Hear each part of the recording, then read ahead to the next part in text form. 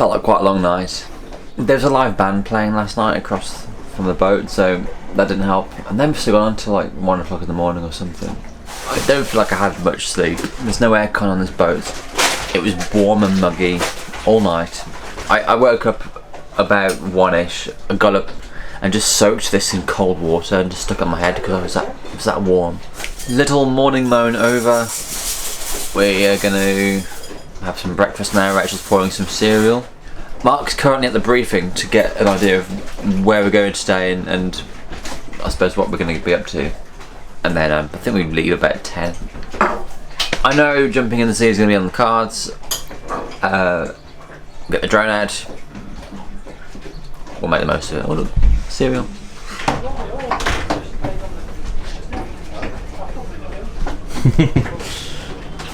Alright, so it's very much like camping, this thing. So we're about to leave in about maybe, I don't know, 20 odd minutes or so. We had to do the refilling of the water tank, just like camping. See you later. See you later. Enjoy your day. You too. So the organisers of this whole flotilla. Today we're gonna head off to a place, I failed to remember the name of it, but it's about 17 miles away. Apparently it's gonna take about 3 hours to get there. But we're gonna stop along route and just see like some beaches and bays and stuff. Basically the whole point of this trip for us is to see things that you wouldn't ordinarily get to see by car. You know, see what we can find in little hidden coves and stuff, maybe buried treasure. Come on then, we'll go up and I'll show you what we're going to do. Okay. Oh, where's the water from? I've just wet it, Oh, did you? put it on my head. Cool, you off. Yeah. But now it's streaming down my face. All we've got to do is start the engine up, make sure that's running, put the nav kit on, let the GPS find itself, and then we're sort of good to go. After that, we've disconnected ourselves from the electrics, right? Then I'm going to be on the towel. Dan, you're going to release the lazy line, so I'm going to let a little bit of slack on the stern lines. Put the boat forward in gear, so it gives you some slack on the lazy line. Now obviously, you don't try and pull the lazy line on board, you just drop it in the water. You watch it sink, tell me when it's sunk.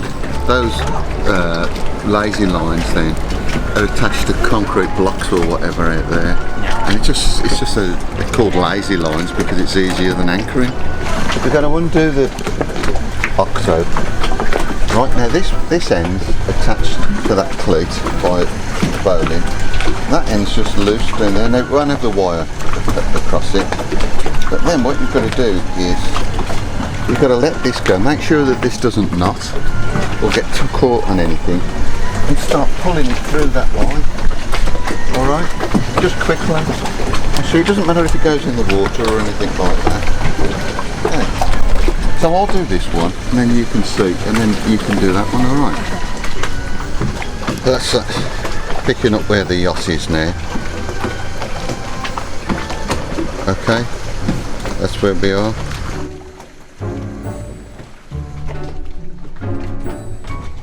So we're about to head off now. Just gonna wrap up a few cables, tie up a few ropes, and we'll be on our way.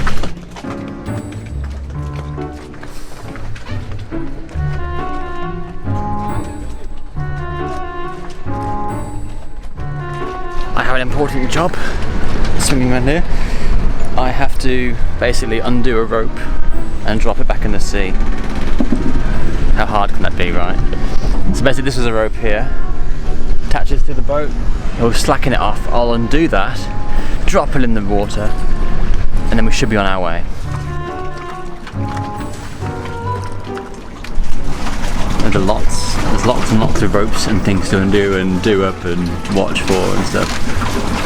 It's like living in a circus.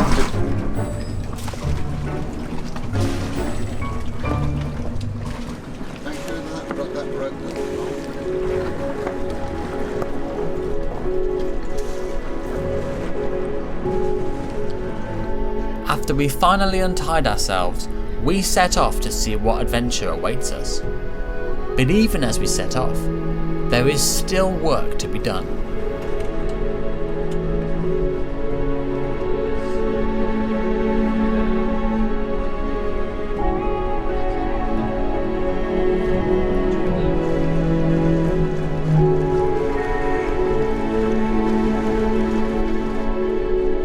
Making pretty good headway now, just avoiding rocks, islands, other boats. You know, usual kind of stuff you have to avoid when on the ocean. The sun has started coming out now, which is nice. It's probably just gone midday. So hoping it stays quite sunny for the rest of the afternoon. And actually warm the sea up a little bit as well. I suspect it's going to be a bit chilly. The depth underneath this is 75 meters, so it's a lot of ocean to warm. As soon as we started heading into the open sea, the wind picked up nicely, which meant we could bring out the sails. With the engine turned off, it was nice to have the sound of the waves lapping against the boat while being propelled through the sea with just the power of the wind.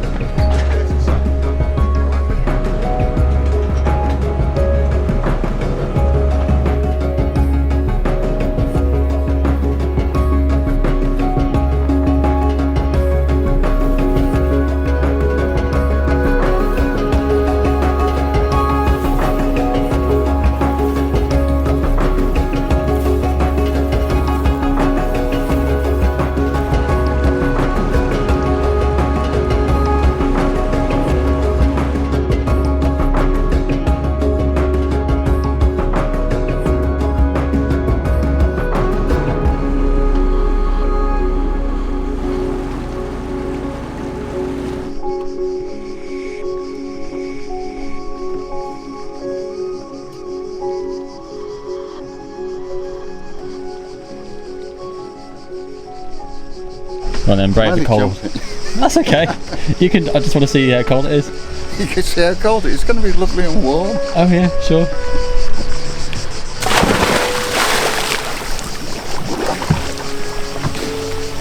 It's roasting. No, it's okay. Don't believe it for a second, guys. Put my feet in. It's freezing. It's one of them, though. I'm sure it'll be nice once you're in it.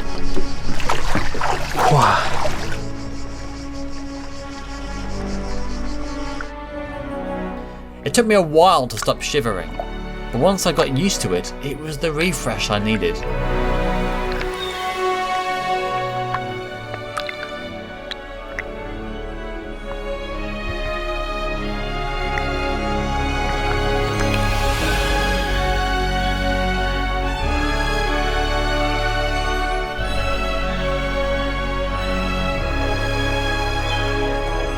After our swim, we headed to our second destination.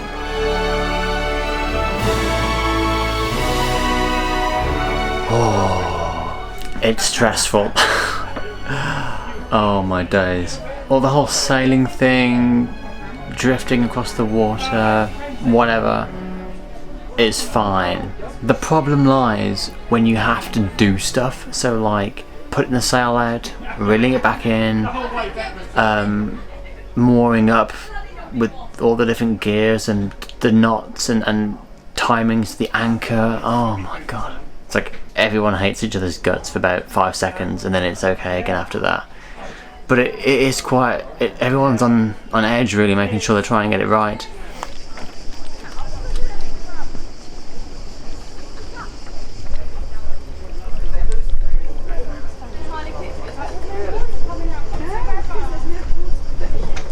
The other issue that I was given one task, drop the anchor, and you think, okay, here's the remote, it's got literally up and it's got down, so when I'm told, press down, so okay, how hard can this be? Evidently very difficult. So I get given the instruction, press down. I press down, the chain starts going down, but the anchor is still situated on top of the boat, and I said, and you know, my first reaction is it's not working, so I've stopped the mechanism. I'm getting shouted from behind like, don't stop doing it, and I'm like, I have to stop because it's not going down.